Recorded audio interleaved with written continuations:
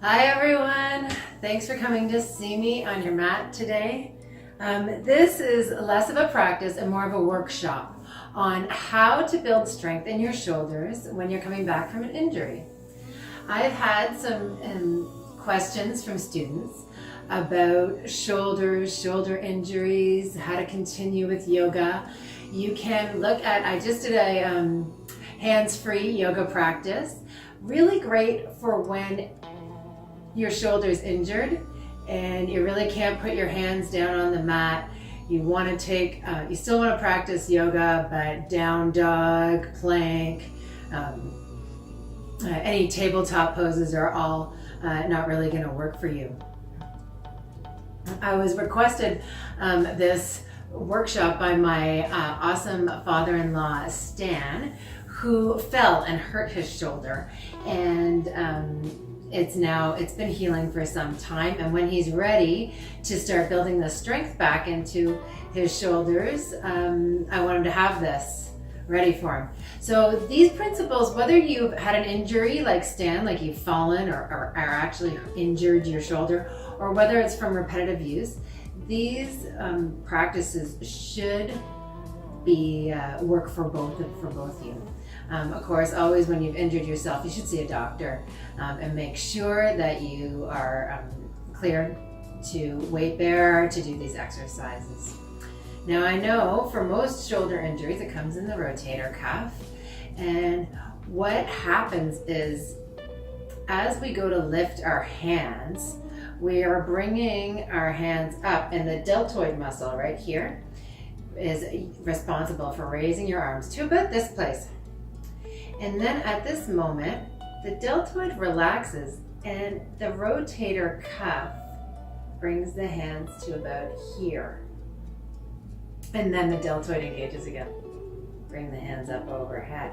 So if you've got a rotator cuff injury, it can be difficult to bring the hands through this range with the hands out in front or similarly out to the side. It can be difficult right through to about here when we're coming up. So I would suggest, rather than sweeping the hands forward and up or out and up, draw your thumbs up your sides like you have a couple of zippers and you're zipping up the sides till they get right to the shoulders, and then release the fingertips up to the ceiling, drawing the shoulder blades down the back. You might be able to do that without any difficulty or pain in the shoulders. To come down, draw the hands together and bring them right down through the midline. Now, this process will work for any time you need to raise your hands over your head. If you want to bring them over your head in Warrior 2, chair pose, crescent lunge, any other time. So give that a try. If it doesn't work for you, feel free to leave your hands at the sides, bring your hands to your hips, draw your hands to heart center.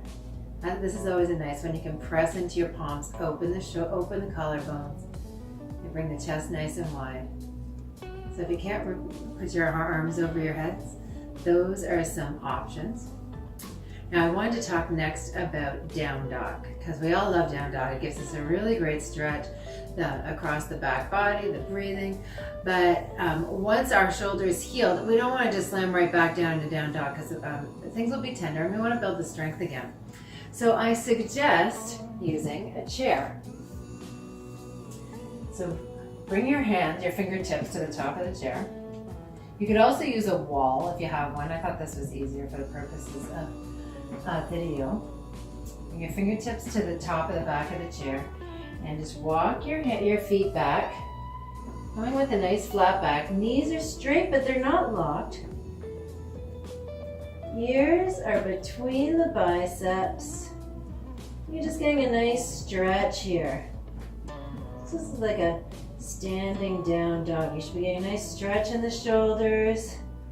Your fingertips are on the top of the chair so you can press down into those fingertips to the extent that it's comfortable for you. The belly is scooped, abdominals are engaged, back is nice and flat. And I would stay here for 5 to 10 breaths, or as long as it is comfortable for you.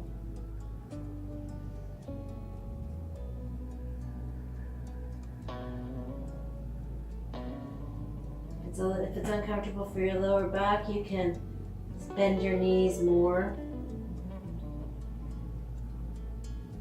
And then to come out of this pose, just walk your feet forward. And come out of it. So once that's really easy, you can turn the chair around. You might want to make sure that your chair is up against a wall or something like that so that it's not going to slip on you. Bring your hands onto the chair now. Your fingers are spread wide. Your first finger is pointed forward. Wrists are underneath the shoulder, so the hands are shoulder width apart. And in the same way, walk your feet back. Now you're going to come back a little bit further. Soften the knees. Might be feeling some extra stretch now.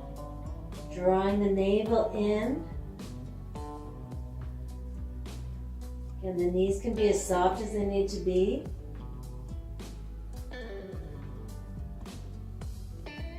For you to do this pose, for you to have comfort in your low back.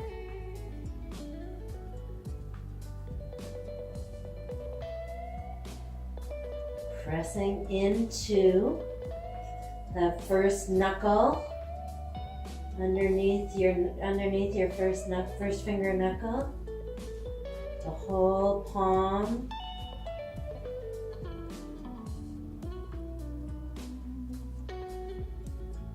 And do this pose again. Hold it for 5 to 10 breaths, or for as long as is comfortable, working up some strength, some stamina in this pose. And walking your feet forward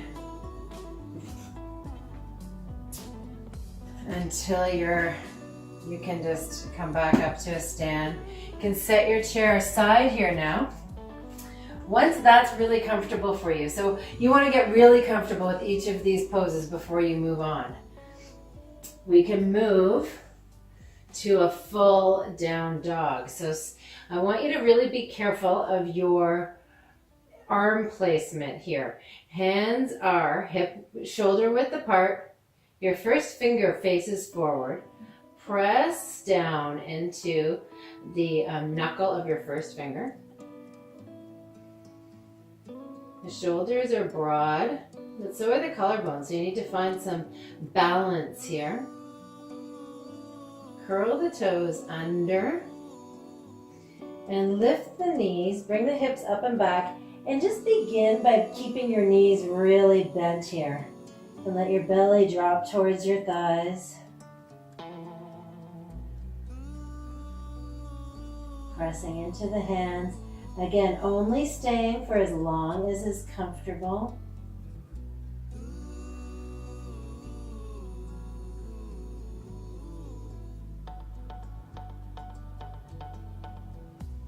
And when you're ready to come out of this pose, you can bring your knees down onto the mat. Back onto your knees. This is a good chance to clasp your hands behind you. Stretch the front of your chest. Reach the knuckles back. Our final, we're ready. Once you can do that pose comfortably, you can move into a full down dog.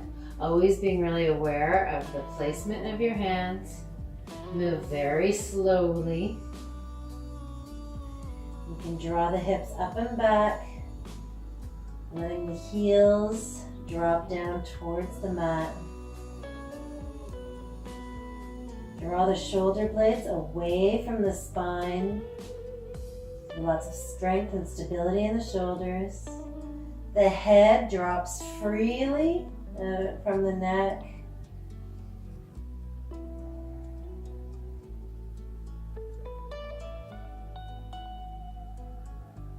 Again, hold this pose 5 to 10 breaths.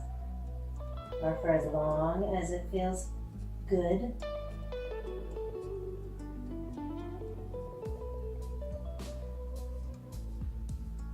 Drawing your knees back down onto the mat.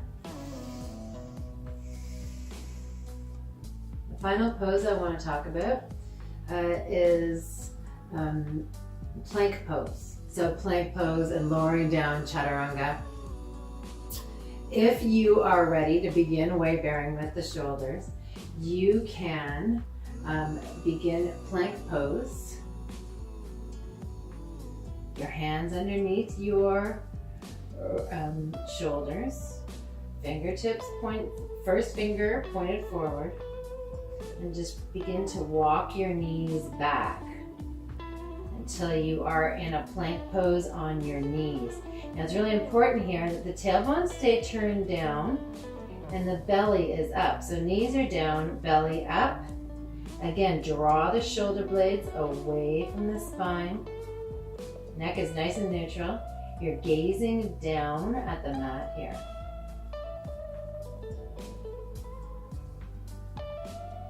Holding this pose for as long as it feels good. When you're ready, you can bend your elbows back towards the back of your mat, drawing your chest forward and down, all the way down to the mat. Press the tops of your feet into the mat and roll the chest up off the mat for cobra. Roll the shoulders back, hearts forward, elbows are pushing back towards the back of the mat even though your hands aren't moving. And the neck is long. Here in this pose, we shouldn't come up any higher than you can with your hands off the mat. So, if you're coming up too high, you're putting pressure in your hands and in your shoulder. Keep low. Exhale to release. Press back to child's pose. And then ragdoll yourself all the way up to sit. So I threw a cobra in there with the plank variations. So we can do plank on the knees. Just remembering, use your core to hold yourself up. Belly's up and the knees are down. Once you're ready to lift the knees, you can begin working on lifting the knees. You can come to plank exactly the same way. Belly's up and engaged, knees are down. You can begin by extending one leg. Keep the hips nice and even, pointed down towards the mat. Bring that left knee down and extend the right. Bring the right knee up. You can do this for as long as you need to build the strength in your shoulders. Try and do a couple of sides each. You can just either float down to the mat and then roll up for cobra, or just roll back sit on your heels. It's up to you. Finally, we're ready to move forward into plank pose on our toes. So, hands are underneath the wrists, underneath the shoulders. Big first finger pointed forward. Shoulders are broad. Belly is engaged. And then when you're ready, if you're ready, press the backs of the knees up towards the ceiling. Plank pose. Now, we can be ready to hold plank pose, but still not be ready to lower. So when you want to come down to the mat, bring your knees down to the mat. Keep the belly raised and engaged as you lower yourself all the way down. Inhale up for cobra, lighten the hands. Exhale, release. Press back, child's pose. And ragdoll yourself up. You may stay at that stage for a while where you can hold plank but want to drop your knees as you lower down. You can lower down all the way or halfway to the mat. I'll demonstrate halfway to the mat here. So coming forward, moving into our high plank pose. Nice, easy breathing. I'm ready now to lower halfway down. I'm going to bring my knees to the mat. Keep the belly engaged, the low back puffed up towards the ceiling. As I bend my elbows towards the back of the mat, keep the elbows hugged in towards the wrists, towards the ribs. Press back up. Come back up on the toes. There we go. So these are some variations for arms overhead poses, down dog, and plank that might help you build the strength to get back to doing the full version of these poses. But until then, enjoy these versions. It's all a journey back to health, the health of your shoulders, and take it easy, take your time, don't ask too much of yourself, and always let me know how it's going. Ask me more questions. I'll do more videos for you. Namaste. Hi, Sharon.